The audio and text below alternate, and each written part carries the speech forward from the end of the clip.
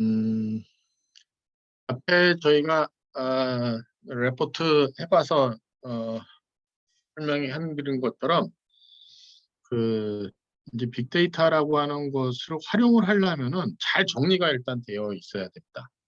잘 정리가 되어 있지 않으면 그거를 우리가 진짜 뒤죽박죽 돼 있으면 안 되는 거죠. 어디 있는지 모르면. 사실 우리 삶도 좀 그렇지 않아요? 이것저것 많은 거를 가지고 있는데 어디 있는지를 모르면 어디 활용을 못하면 소용이 없잖아요. 그런 맥락으로 저런 데이터는 공공의 데이터들이 되게 많고, 그 다음에 기업이라든가 이런 어떤 자료들 같은 경우도 잘 관리가 돼야만 되는 거죠.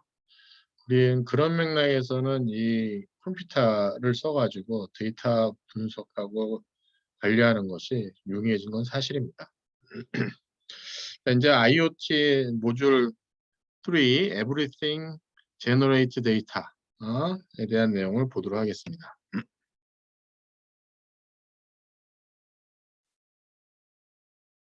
빅데이터에 대한 컨셉을 미리 좀 우리가 봤으니까 쉽게 넘어가도록 하겠습니다. 빅데이터에 대한 소스가 무엇인지 대한 얘기를 하고요. 빅데이터의 스토리지, 이 데이터 스토리지가 늘 문제가 되고 있죠. 그다음에 개인적으로도 뭐 많은 데이터들이 많습니다만 데이터 제너레이션 되는 게 너무 많으면 어디 보관해야 되는 것도 문제이고요.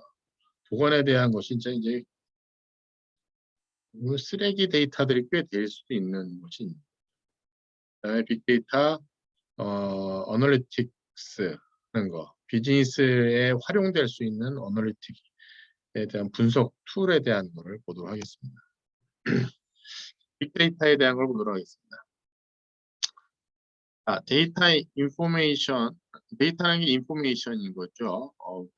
variety of source에서 오는 인포메이션이 데이터입니다. 사람이라든가 그림, 텍스트, 센서, 웹사이트, 테크놀로지, 디바이스에서 오는 것 전부 다 이제 데이터가 되는 거죠. 근데 데이터에 대한 것을 우리가 캐릭터리스틱을 좀 정해야 될 것 같아요. 그래서 어떤 캐릭터리스틱을 정할 거냐면 다음 세 가지입니다. PV인데 볼륨, 양입니다. 얼마만큼 어마운트에 대한 것이 이제 있고요. 어마운트에 대한 것이고요. 그다음에 이 데이터가 만들어지는 그 스피드, 벨로시티입니다. 속도. 이게 뭐 하루 단위로 만들어지는 데이터인지, 한 시간마다 제너레이션 되는 데이터인지, 1초 단위로 제너레이션 되는 데이터인지 이런 것들에 대한 것이 또 정해야 될 것 같아요. 우리가 무슨 촘촘하게 막 구하는 것도 중요할 수 있을지 모르겠는데 촘촘해지면 이제 볼륨이 커지니까 우리가 만약에 그걸 뭐 1시간 단위로 데이터 게더링 하는 것이 좋다라고 하면 그냥 1시간 단위 하는 거고, 아까 우리 앞에 레포트 한 거 보시면 알겠지만은 그 가금류에 대한 게 5년 단위로 미국은 농축산에 대한 데이터를 지금 모아가지고 발표를 하고 있잖아요. 거기는 이제 5년 단위로 볼륨이라고 하게 되면 뭐 전부 다 텍스트 단위의 숫자이니까 그리 크지는 않을 것 같지만은 그 볼륨은 그렇게 크지 않을 것 같지만 거기에 대한 벨로시티에 대한 거죠. 5년 단위였다. 그다음에 generating different format. 지금 우리가 가금류에 대한 거는 뭐 이런 거 봤지만 그 안에 포맷이 진짜 다양할 수가 있을 것 같아요. 근데 지금은 텍스트하고 그다음에 뭐 숫자, 연도 뭐 이런 거 갖고 나서 그다음에 주 뭐 이런 거를 가지고 나서 봤기 때문에 큰 문제는 없는데 저게 만약에 영상이 들어간다거나 음성으로 뭐 나레이션이 있다든가 그러면은 정말 많은 그 포맷이 제너레 포맷이 정말 다양할 수가 있는 거죠. 센서에서 모아지는 데이터에 대한 걸 보게 되면은 오토노머스 카, 우리 아마 이번 강의할 때 나올 수 있을 것 같은데 현대자동차도 데이터 센터를 가지고 있습니다. 그래서 현대자동차 차량에서 어, 발생되는 트래픽을 데이터 센터에다 저장할 수 있도록 현대자동차가 갖고 있고요. 그거는 향후에 자기네들이 차에 대한 새로운 차를 개발할 때 쓴다거나 혹은 현재 차에 대한 뭐 비포 서비스에 쓴다거나 뭐 그런 쪽으로 활용할 수가 있겠죠. 오토노머스 카 같은 경우 4,000 기가바이트가 하루에 제너레이션 된다는 그다음에 스마트 커넥티드 홈에서 하는 것이 일주일에 1GB 대한 것이 이제 제너레이션 되는 한 예를 가지고 나서 이렇게 많은 데이터량이 어떤 주기를 갖고 나서 발생한다. 자, 그 비즈니스 해부 빅데이터를 갖고 있는가에 대한 거기에 대한 샘플을 갖고 있으니까 한번 보시면 될 것 같고요. 그 다음에 컴퍼니라는 것이 그 do not necessarily have to generate their 자기네에 대한 데이터만 쓸 게 아니라 일반적인 데이터를 쓸 수 있다는 거죠. 데이터 셋에 대한 어베일러블 할 수 있는 거를 볼 수 있다는 거. 그래서 거기 제가 보니까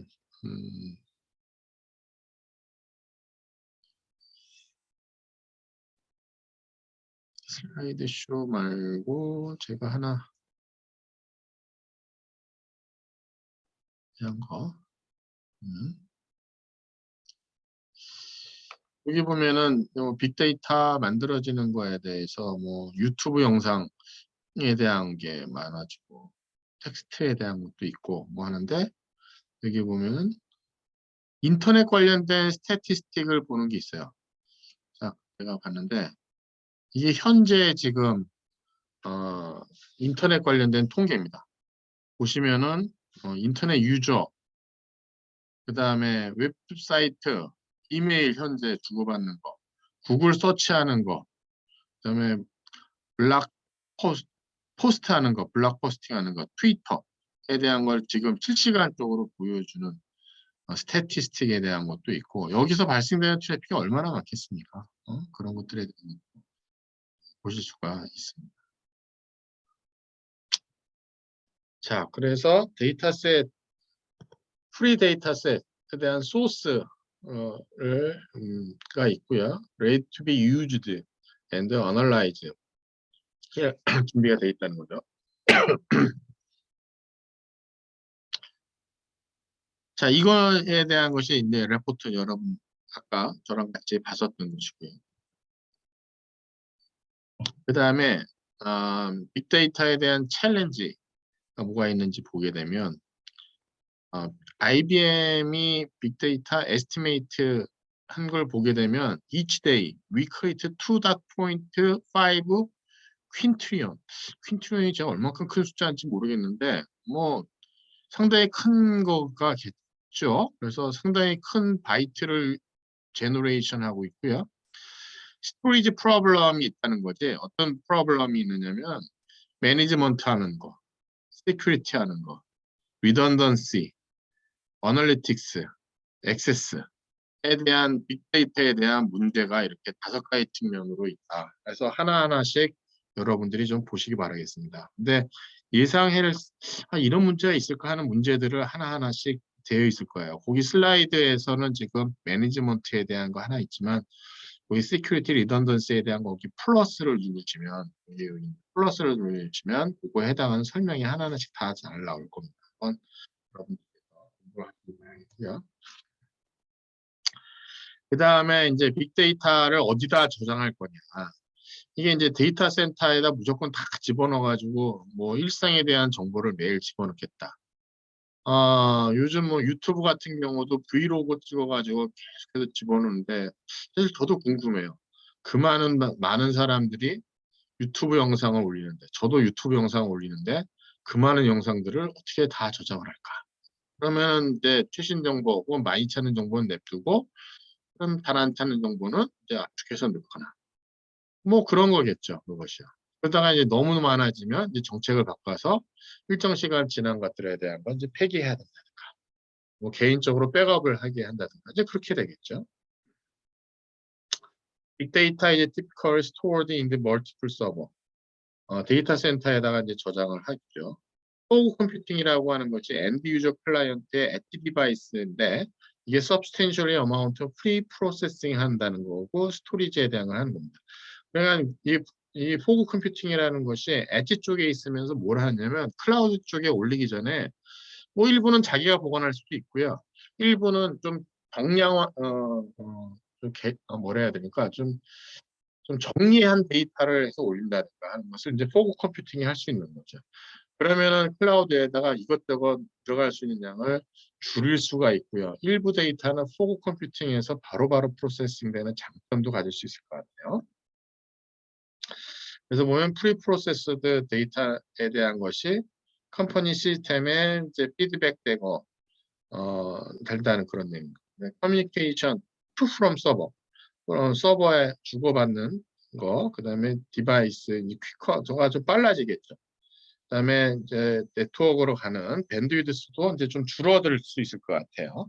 보낸 양이 이제 줄어드니까 아무래도 그런 장점이 있을 거로 예상이 됩니다. 자, 클라우드에 대한 얘기를 볼까요? 클라우드가 이게 정말 많은 거를 변화시키고 있죠. 그래서 지금은 여러분들 제가 많이 보는 것 중에 뭐가 있냐면 학생들이 체감할지 모르겠는데 회사 맨 처음에 창업을 하게 됐을 때 컴퓨팅 환경에 대한 거를 돈이 좀 들어갑니다. 근데 그걸 그렇게 하지 않고 클라우드를 쓰는 거죠. 그래서 인프라스트럭처 애저 서비스 IaaS라고 해서 IaaS라고 해서 거기에 있는 메모리, CPU, 그다음에 네트워크, 그다음에 파이어월, 그다음에 스위칭 이런 장치들을 이제 클라우드 환경에서 빌려오는 거예요. 그러면은 이게 좋은 게 뭐냐면 내가 만약에 다 시스템을 구축하고 되면은 충분하게 구축하는데 초기 투자분이 많이 들어가요. 근데 클라우드를 쓰게 되면 최소량을 그냥 렌트를 하는 거죠. 그래서 렌트 피만 내고 나서 쓰는 거예요. 그러다가 늘어나면 조금 더 물량을 더 쓰겠다고 하고 돈을 더 내고 하니까 투자비가 안 들어가는 게 인프라스트럭처 애저 서비스예요. 그래서 가장 대표적으로 여러분이 스토리지 뭐 어디 원 저기 아이클라우드 쓰거나 그다음에 뭐 구글 드라이브인가 원드라이브인가 뭐 이런 거 쓰는 게 전부 다 스토리지에 쓰는 게 일종의 인프라스트럭처 애저 서비스에 대한 클라우드에 있는 스토리지를 어딘가에는 있는 거죠. 어딘가에 피지컬하게 존재하는데 진짜 구름처럼 떠 있는 거에 대한 걸 내가 언제 어디서니 어떤 디바이스로 액세스할 수 있는 그런 스토리지를 쓰는 거죠. 그게 IaaS 인프라스트럭처 애저 서비스고요. 그다음에 플랫폼 애저 서비스라고 해서 플랫폼을 쓰는 거예요. 플랫폼. 예를 들면은 저기 뭐야 어, 뭐 개발자들 쓰는 경우 개발자들이 쓰는데 거기에 대한 뭐 SQL 데이터베이스를 쓴다든가 그런 것들이 이제 플랫폼 애저 서비스고요. 그다음에 보면 이게 서비스 애저 서비스가 여러 가지 이제 애플리케이션을 갖다 쓰는 것이 SaaS예요. 그래서 SaaS, PaaS, IaaS가 보통 클라우드 환경에 대한 것이고 그게 퍼블릭하게 존재할 수도 있고 프라이빗하게 쓸 수도 있고요. 퍼블릭하고 프라이빗을 하이브리드로 쓸 수도 있고요. 그 다음에 커뮤니티에 대한 클라우드도 있어요. 커뮤니티들이만 쓰는 클라우드도 있어요. 그래서 이 클라우드에 대한 환경이 미래에는 뭐 지금도 많이 씁니다만 아주 보편화될 것 같고요. 뭐 기업 같은 경우는 이제 클라우드 환경으로 다들 이제 넘어갈 가능성이 상당히 높아지고 있습니다. 그때 되면은 퍼블릭에서 쓰는 거는 퍼블릭에서 쓰고 좀 중요하거나 또 빨리 써야 되거나 내부적으로 보관해야 될 거는 이제 프라이빗한 클라우드 쓰고 이제 그런 식으로 클라우드가 많이 쓰게 될 겁니다. 그래서 우리 학교 같은 경우, 우리 대학 같은 경우도 보게 되면 향후에 이제 서버에 대한 용량을 키우거나 그랬을 때 과거에는 서버를 사가지고 우리 시스템을 올렸는데 그게 아니라 클라우드에 있는 서버를 쓰는 거죠. 그러면은 그 쓰는 비용만 조금만 내면 되기 때문에 이제 ROI, 이제 그 투자 대비 얼마만큼 빨리 뽑을 수 있느냐. 예를 들면 내가 지금 뭐 100원을 투자해가지고 시스템을 투자하는데 이거에 대한 것이 상당히 뭐 서버를 구축하는데 100원이 든다. 근데 내가 저쪽 클라우드 쓰는 게 뭐 10원이면 쓴다. 그럼 뭐 10년 동안 쓰면은 이제 빠지는 거 아니에요?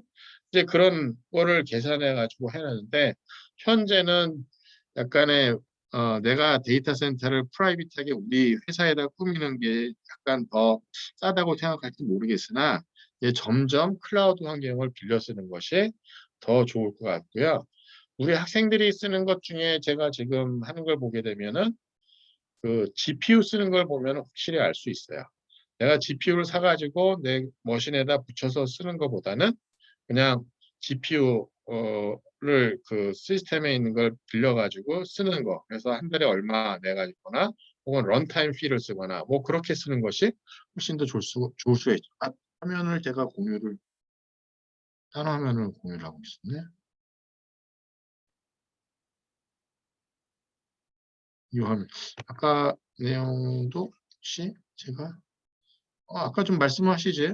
이 내용을 가지고 설명을 했는데 근데 뭐 파워포인트 나오는 드린 것이 있었으니까 그거를 보셨을 것 같네요. 자, 아까 포그 컴퓨팅에 대한 거 하고 데이터 센터에 대한 걸 말씀드렸고요. 그 다음에 이제 클라우드 컴퓨팅에 대한 얘기를 여기 나온 거를 이 슬라이드 갖고 나서 제가 IaaS하고 PaaS하고 SaaS에 대한 얘기를 했습니다. 자, 보시게 되면 여기에 대한 내용에 클라우드라고 하는 것이 데이터 센터에 대한 컬렉션, 커넥티드 서버에서 여기 이제 나오는 것이 버추얼라이제이션이에요. 제가 아까 앞에 내 PC에서 버추얼라이제이션에서 버추얼 머신에 대한 얘기를 했잖아요. 클라우드라고 하는 것은 데이터 센터에 있는 서버에다가 버추얼라이제이션 컨셉으로 해서 올리는 거예요. 그러니까 이제 PC에서 쓰는 버추얼 머신은 하나의 그냥 조그맣게 하는 곳이고 이쪽 시스템에 올라가는 버추얼라이제이션에 대한 기술이 큰 거죠. 그래서 보시게 되면 클라우드 서비스 인디비주얼하게 쓰는 것이 스토리지 데이터가 집어넣는 거, 매니 애플리케이션을 내가 액세스해서 쓰는 거, 데이터 애플리케이션을 anyway, anytime, on any device에서 쓸 수 있는 것이 바로 클라우드의 큰 장점이다 라고 보시면 되겠습니다.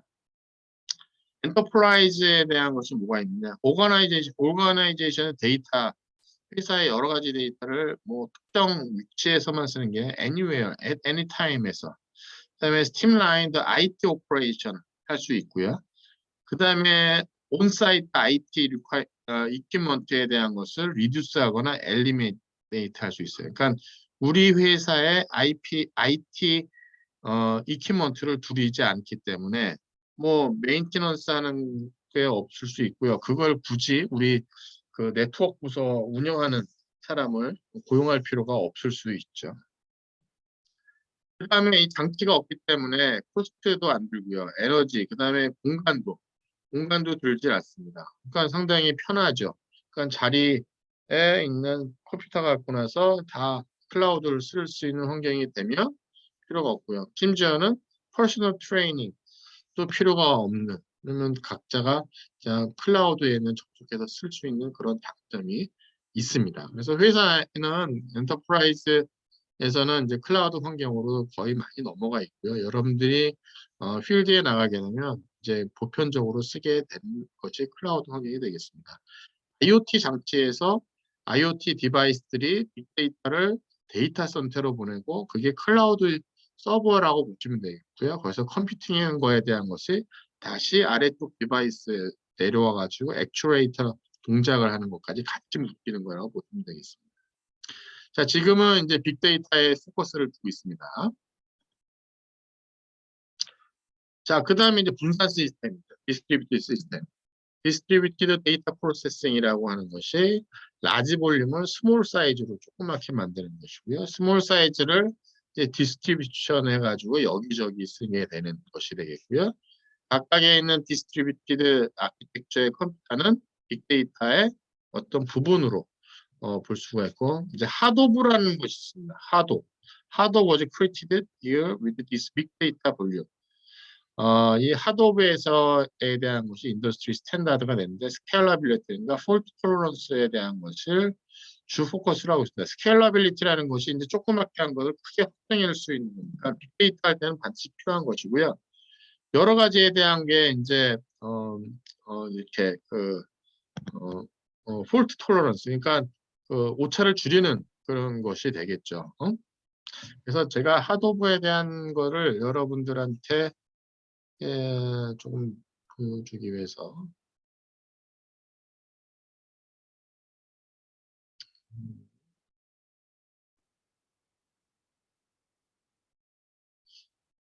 제가 아까 여기 하도비라는 것이 이제 아파치 하도입니다. 그래서 위키 위키미 위키피디아에 이제 하도비에 대한 설명이 나와 있습니다. 보면 대량의 자료를 처리할 수 있는 큰 클러스터에 동작하는 분산 응용 프로그램을 지원하는 프리웨어. 이게 잠깐만 왜 어디 마우스가 어디 눌리고 있나? 자바 소프트웨어 프레임워크로서 분산 처리용으로 가지고 만들어진 거라고 보시면 되겠습니다. 그래서 하도비라고 하는 걸 가지고 나서 만들어진 게 이제 아파치 하도비예요. 근데 우리 여기 보게 되면 이게 하도비라고만 나오는데, 그래서 하도비에 대한 내용이 쭉 나옵니다. 그래서 이 하도비를 통해서 분산 파일 시스템을 할 수 있게 된 것이고요. 이걸 통해 가지고 빅데이터를 클라우드 환경에서 잘 쓸 수 있도록 만들어졌다고 보시면 되겠습니다. 자, 그래서 하도비에 대한 것이 빅데이터 볼륨을 다루기 위해서 만들어진 것이고요. 얘는 스케일러빌리티와 폴트 톨러런스에 대한 걸 제공해 줍니다. 그 기능을요. 그 다음에 보시게 되면 이 비즈니스의 데이터를 왜 분석해야 되는지에 대한 내용이 나옵니다. 마우스를 댈 수 있으면 안 움직이려고 하고 있습니다. 데이터 아널리티스틱이라고 하는 것이 필요합니다. 그래야지 저 많은 데이터를 보고 나서 이게 우리 그 비즈니스에 어디다 영향을 주는지에 대한 걸 해야 되는 거죠. 그러니까 IoT 전문가, IoT 분석가가 이제 이런 걸 하는 겁니다. 그런데 하기 위해서 여기에 보게 되면 value라고 하는 것이 two type 있습니다. 하나는 트랜잭션이고요. 하나는 어널리티컬 데이터예요. 트랜잭션 인포메이션이라고 하는 것은 이벤트가 발생할 때마다 나오는 인포메이션입니다. 그래서 이거는 어떻게 보면 데일리 세일즈 레포트, 그러니까 매일 하루 매출이 얼마가 되느냐, 하루 생산하는 것이 어떻게 되는 거에 스케줄 잡거나 할 때 재고에 대한 걸 얼마만큼 가져가야 될지에 대한 걸 결정할 때 쓰는 것이 바로 트랜잭션 한 데이터고요. 어널리티컬 인포메이션은 뭐냐? 매니저한테 이렇게 분석을 하는 거죠. 우리가 이 조직을 분석해 보니까 무슨 문제가 있다. 그래서 앞으로 어떻게 가져가야 될 것 같다. 혹은 뭐 팩토리를 분석해 보면 스마트 팩토리를 어떻게 가져가야 될 것 같다. 그래서 어널리티컬 인포메이션을 해서 의사결정에 필요한 데이터를 만드는 것. 그래서 데이터를 빅데이터에 대한 분석을 한다고 할 때는 이렇게 트랜잭셔널 인포메이션 가지고 나서 할래? 어널리티컬 인포메이션을 만들래? 이런 것을 이제 어널리티컬에 대한 그 대상을 확실히 잡아놓고 나서 여러분이 이제 하시면 됩니다. 그 다음에 데이터라고 하는 것이 어디서 오느냐? 센서에서 오거나 어딘가에서 오는 거죠. 스캔돼 있거나 엔터되거나 혹은 인터넷에 릴리즈되어 있는 거에 대한 걸 가지고 나서 데이터에 대한 것이 소스가 이제 이렇게 오게 됩니다. 소스가 오는데 어느는 스트럭처드 데이터이고 언스트럭처드 데이터로 옵니다. 스트럭처드 데이터가 필요해요. 우리는 스트럭처드 데이터를 쓸 거예요. 스트럭처드 데이터라는 것이 픽스드 포맷에 맞춰져 있는 것입니다. 스프레드시트에 엑셀표에 맞춰져 가지고 우리가 뭔가 프로세싱할 수 있는 그런 형태가 바로 이제 스트럭처드 포맷이에요. 그래서 CSV 포맷이라고 그러죠. 제가 지금 여기 뭐 학생 수가 적으니까 큰 문제는 없습니다만 학생 수가 이제 많거나 그러면 여기 있는 표가 대개 전부 다 내가 다운로드하면 웬만한 거는 전부 다 CSV 파일 포맷으로 만들어집니다. 그다음에 CSV 파일 포맷을 이제 엑셀로 읽거나 혹은 데이터베이스에 뭔가 이제 시스템 올리거나 다운로드 업로드 할 때 보면 CSV 포맷을 제일 많이 쓰죠. 그 반대적으로 언스트럭처드에 대한 얘기 보면 될 것 같아요. 언스트럭처드 포맷이라는 것이 이제 뭐 오디오, 비디오, 웹페이지, 트위터 이런 것들이 이제 프리폼 스타일이 되는 것이고요. 그 다음에 또 스트럭처드 포맷에서도 정형화가 좀 맞춰져야 돼요. 예를 들면 연, 월, 일에 대한 표시도 여러 가지가 있잖아요. 연, 월, 일 표시도 한 가지 포맷으로 맞추거나 혹은 서로 다른 연, 월, 일 포맷이어도 그것을 파싱할 수 있는 언더스탠더블 할 수 있도록 되어 있어야만 됩니다.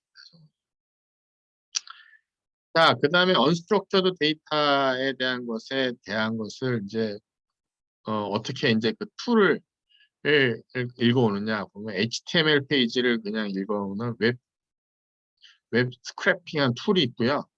그 다음에 RESTful API라는 것이 있습니다. RESTful API라는 것을 제일 많이 씁니다, 지금은. 그래서 아까 우리 레포트 한 거에 보게 되면 농축산 정보에 대한 것이 있잖아요. 그 정보에 대한 걸 지금 하나하나 검색해서 했는데 그게 아니라 API, RESTful API를 갖고 나서 그 사이트에 어느 사이트에 그 파라미터 값을 던지면 그까지 뚝 튀어나오도록 되어 있어요. 그러면 URL 밑에 있는 그 리소스하고 로케이션하고 그 위치에 대한 이걸 다 정해가지고 나서 그 데이터 포맷에 대한 것을 우리가 RESTful API로 주면 그 값을 바로 리턴을 해 주도록 이제 보통 그래서 그런 툴들을 써가지고 데이터를 바로바로 액세스할 수 있도록 하는 것들이 요즘은 뭐 대세라고 보시면 되겠습니다. 그래서 IoT 하는 사람이 분석한다고 할 때에는 그런 것들을 할 수 있어야만 되는 거죠.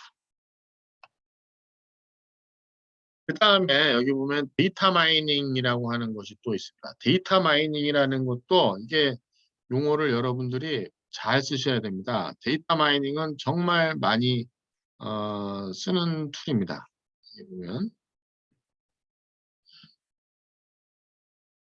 검색은 했는데 나한테 보이질 않는데 잠깐만요.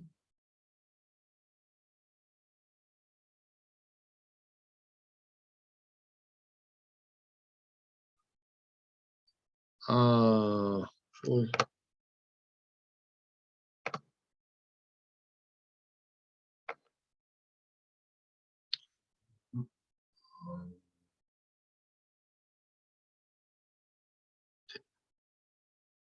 여기 보면은 제가 이제 데이터 마이닝이라는 용어도 요즘 많이 쓰고 있어요. 그래서 데이터 마이닝에 대한 걸 보게 되면 대규모로 저장된 데이터에 체계적으로 자동적으로 통계적 규칙, 이 규칙이나 패턴을 분석하는 겁니다. 그걸 추출하는 것이 데이터 마이닝이에요. 마이닝이라고 하는 것이 이제 채굴하는 거잖아요. 근데 저 데이터 마이닝이라고 하는 것이 채굴을 하는 것처럼 분석하는 과정이에요. 그러니까 정보가 무엇이 의미가 있는 여러 가지 정보 중에서 진짜 의미 있는 데이터를 끄집어내는 그러니까 그거는 이제 관찰력도 뛰어나야 되고요. 자기가 갖고 있는 정보에 대한 백그라운드도 잘 알고 있어야지만 이게 정말 의미 있는 가중치 있는 정보를 끄집어내는 과정이 되겠습니다. 그래서 데이터 마이닝이라고 하는 것이 툴을 써가지고도 할 수 있지만 그냥 직관적으로 뭐 전문가라는 사람들은 되게 이제 직관적으로 이거일 것이다. 그런 것이 이제 데이터 분석을 해봐도 이제 일치하는 경우가 있죠. 근데 직관적으로 하는 거는 약간 과학적이라고 볼 수 있고 데이터 마이닝 하는 거는 좀 적이라고 볼 수 있고 이렇게 볼 수 있을 것 같아요.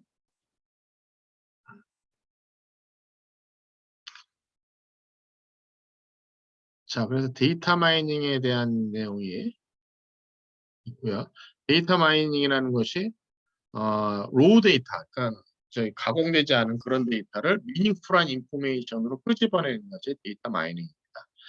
마인드 데이터는 그건 이제 어, 정리된 데이터라고 그럴게요. 마인드 데이터라고 하는 것이 어널라이즈 되고 프리젠티드 돼야 돼요. 그래서 매니저한테 디시전 메이커한테 제공해 줘야 되는 거죠. 가장 좋은 것이 항상 눈에 보이기 좋게 비주얼라이제이션 툴로 보이는 게 좋죠.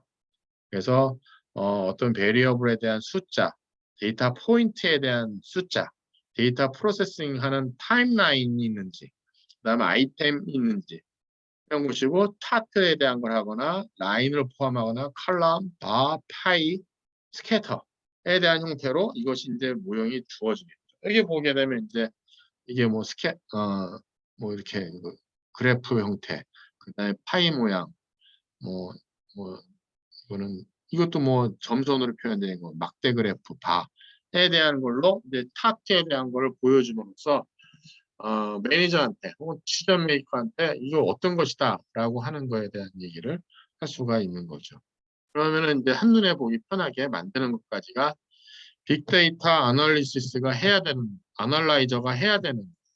그래서 디시전 메이커가 의사결정할 때 필요한 형태에 대한 정보를 로우 데이터에서 데이터 마이닝 해가지고 그걸 잘 정리해가지고 미닝풀한 인포메이션으로 만들어주고, 만약에 본인이 디시전 메이커라면 제일 편하겠지만 그렇지 않으면 그 매니저한테 그 정보를 정확하게 전달해 줘야만 되는 것이 빅데이터 아날라이저가 할 일입니다.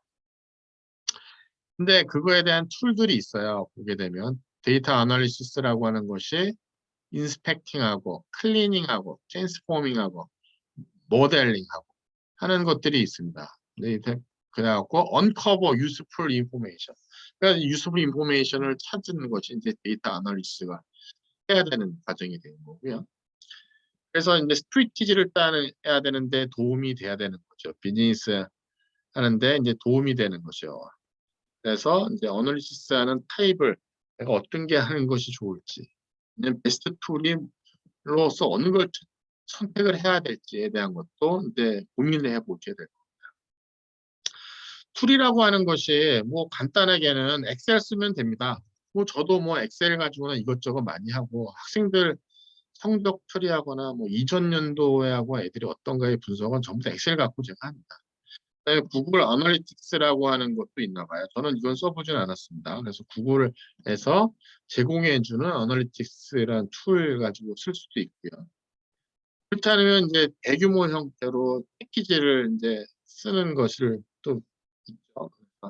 프라임이라고 하는 거, 오픈 리파인, 오렌지, 레피드 마이너, 뭐 이런 것들이 이제 큰 툴 쓰는 것이고, 빅데이터 아널라이즈 하는 사람들이 이제 저런 툴을 익히는 거죠.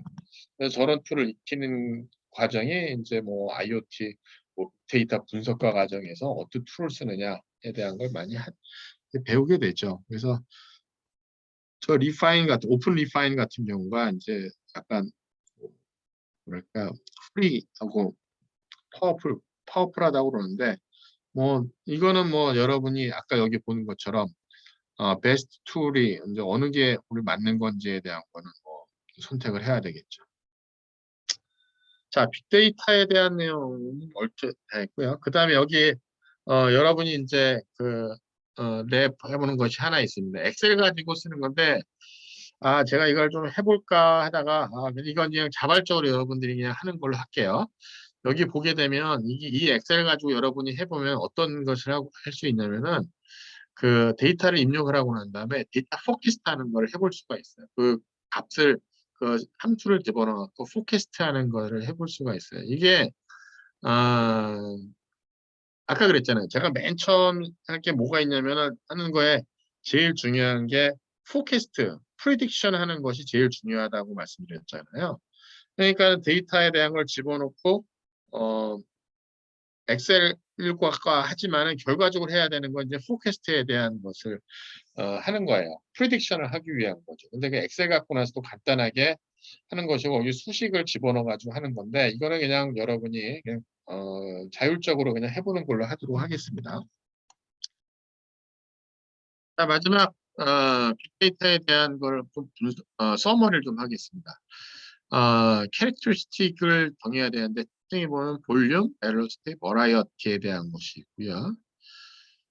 그 다음에 이제 클라우드 컴퓨팅 센터로 가기 전에 포그 컴퓨팅이라고 하는 걸 써가지고 엣지 디바이스에서 프리 프로세싱을 하거나 간단한 약간의 스토리지를 하는 것을 포그 컴퓨팅에서 할 수가 있고요. 포그 컴퓨팅을 하게 되면은 저기 클라우드까지 갔다 오지 않기 때문에 상당히 프로세싱을 빨리 할 수 있는 장점을 갖고 있습니다. 이게 이제 자율주행차가 되면 뭐가 있냐면, 이제 자율주행차가 자체적으로 계산하는 것도 있지만은 클라우드 쪽에도 있고요. 중간에 이제 엣지 컴퓨팅이라는 걸 둬요. 엣지 컴퓨팅이 일종의 포그 컴퓨팅에 해당하는 건데, 자율주행차가 뭔가 프로세싱할 때 클라우드까지 않고 엣지 컴퓨팅에다가 정보를 받거나 엣지 컴퓨팅에서 프로세싱해서 클라우드 쪽에다 보내주는 역할을 하게 됩니다. 그런 것이 이제 포그 컴퓨팅에 대한 것을 보시면 되겠고요. 클라우드라고 하는 것은 데이터 센터에 컬렉션하는 것이고, 커넥티드 서버가 이제 그룹이 되어서 anytime access, anywhere access, any device, 그러니까 anywhere, anytime, any device에서 그 서버를 이게 연결할 수 있는 것이 있고요. 그걸 온사이트, 그 회사 내 IT 이퀴먼트를 두지 않기 때문에 그거에 관련된 비용이라든가 장치, 리소스, 사람, 물리적인 거, 에너지, 파워, 뭐 유틸리티, 뭐 이런 것들을 다 들을 수가 있습니다. 그게 가장 중요한 거에 이제 디스트리뷰티드 데이터 프로세싱이라고 하는 것이 이제 기본적으로 필요하고 있고요. 그래서 데이터 저장하거나 할 때 아파치 하도비라는 걸 가지고 나서 가능해졌다라고 보시면. 그다음에 이치 컴퓨터 이너 디스트리뷰트 아키텍처. 이거는 각각에 있는 것이 이제 각각의 빅데이터 픽처에 부분적으로 아널라이즈 하는 것이 각각의 컴퓨터가 이제 해야 되는 것이다. 보시고요. 비즈니스 게인. 비즈니스는 밸류를 게인을 해야 된다는 거지. 어떻게 데이터를 컬렉팅하고 아널라이징하고 해야 되는 거죠. 그래서 그들의 서비스라는 거, 프로덕트에 영향을 줄 수 있는 거를 할 수 있도록 해야 되는 것이 의미가 있는 거죠. 그냥 단순하게 분석해가지고 뭐 한다. 그럼 별로 뭘 분석해가지고 어디다 쓸 거냐가 중요하죠. 그래서 뭐 provide their customer한테 better 프로덕트를 페스트하게 좋은 제품을 더 빨리 공급하는 데가 가장 큰 목적으로 있는 거고요. 그거 하는데 데이터가 스트럭처드 데이터여야 되고요. 픽스드 포맷으로 돼 있으면야지 이 포맷이 언포맷돼 있으면 쓰기가 곤란하다. 그래서 스트럭처드 데이터도 포맷된 데이터, 픽스드 데이터죠. 그다음에 언스트럭처드 데이터도 되게 프리폼 스타일로 되게 많은데 이것도 이제 가치가 없는 건 아니지만 이것이 정말 너무 많으면 곤란할 수 있죠. 만약에 오디오가 정말 많아, 비디오가 정말 많아. 거기서 중요한 진짜 의미가 있는 데이터를 끄집어낸다는 것은 정말 다 봐야 되는 거거든요. 아니면 AI 기법을 써가지고 의미 있는 데이터를 찾게 해야 되겠지. 그런 작업을 해주셔야만 됩니다. 자, 스트럭처드 인간의 언스트럭처드 인간의 무엇 인간의 어널라이즈가 될 수 있는 커먼 포맷으로 매니퓨레이션 해야 되고요. 데이터 마이닝이라고 하는 것은 로우 데이터를 미닝풀한 인포메이션으로 바꿔주는 과정이 데이터 마이닝입니다. 그래서 패턴을 찾거나 릴레이션십을 찾아야 되는 것이고요. 그거에 대한 거를 데이터 비주얼라이제이션을 써서 매니저라든가 그 디시전 메이커한테 의미 있는 데이터로 보여주는, 의미 있는 데이터를 보여주는, 그러니까 표현에 대한 것을 또 해줘야만 되겠습니다. 자, 오늘 조금 양이 조금 많을 수 있을 것 같은데 제가 보기에 프로그래밍에 대한 걸 제가 설명을 너무 앞에서 길게 했던 것 같아요. 근데 뭐 혹시 몰라가지고 의외로 프로그램을 공대에 나오는데도 잘 게을르게 안 한 친구들이 좀 있어서 뭐 컴컴컴수야 뭐 기본으로 하지만 다른 공학 분야 같은 경우는 잘 안 하는 경우도 있어서 조금 시간을 들여서 제가 설명을 했고요. 프로그래밍에 대한 걸 알아야지 무엇을 하더라도 할 수가 있어요. 그러니까 여러분이 랭귀지라고 하면은 제2 외국어, 뭐 영어, 뭐 이런 것뿐만 아니라 프로그래밍 랭귀지도 하셔야만 됩니다. 이게. 그래서 기본적으로 어떤 일을 할 때, 나는 소프트웨어에는 나는 관심이 없어. 그렇게 하지 마시고, 오픈마인드를 갖고 나서 오늘 보여드린 그 플로우 차트에 대한 그리는 거 몇 가지 재밌는 거, 브로클리 같은 거 해보시고, 그다음에 파이썬 하나 정도는 익혀가 놓으시면 다른 프로그래밍 하는데 상당히 편할 것 같습니다. 그 다음에 뭐 아두이노라든가 라즈베리 파이 같은 경우 하나, 라즈베리 파이 쓰게 되면 리눅스에 대한 걸 대한 시간을 또 여러분들이 되게 또 많이 또 드려야 되니까 좀 부담될 수는 있긴 해요. 근데 아두이노 프로그래밍은 좀 심플해요. 프로그래밍 자체가 정말 심플해요.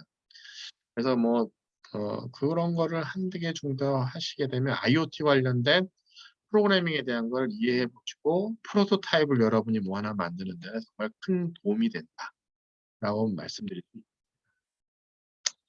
자, 그 다음에 제가 오늘 또 이제 한 가지 또 리눅스 얘기가 나왔으니까 말씀드리면은 어,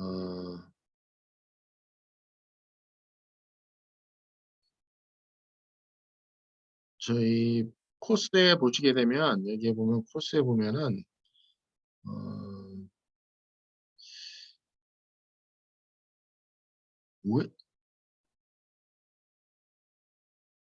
OSIT인가? 아이고 이게 음, 오랫동안 안 했더니만 끊어졌네요.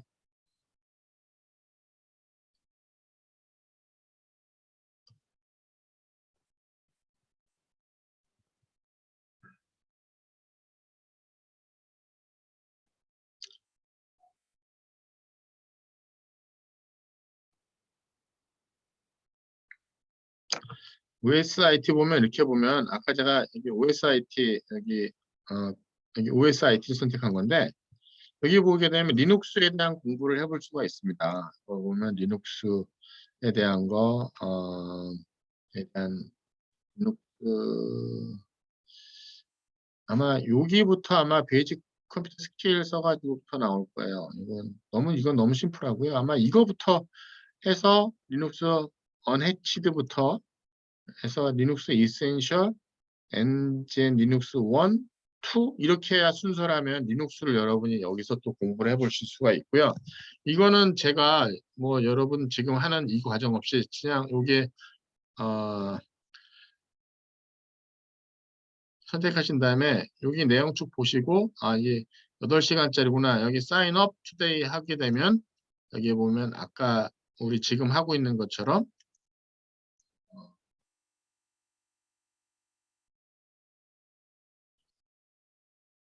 과정이 왜 안 나오지? I'm learning 과정이 뭔가가 지금 뭐 여기 I'm learning 이렇게 나와. 여기 이렇게 요거 하나쯤 여기 이제 리눅스가 하나 또 형성이 됩니다. 그럼 여러분이 그것도 공부하시면 스스로 공부하시면 되는 그런 것이 되겠습니다. 자, 오늘은 조금 빅데이터까지 해서 IoT 관련된 모듈을 했고요. 제가 지금 보니까는 여러분 퀴즈도 본 친구가 한 사람밖에 없더라고요. 다른 친구들도 거기 퀴즈 보시고 너무 지연되지 않도록 하시기 바라겠습니다. 너무 지연될 것 같으면 중간고사 기간 한 주는 그 공부하고 퀴즈 보는 시간으로 할까 좀 생각을 갖고 있으니까 일단은 다음 주까지 좀 미리미리 좀 해놓으시기 바라겠습니다. 자, 오늘은 여기까지 하겠고요. 뭐 혹시 질문이 있으십니까? 어, 이게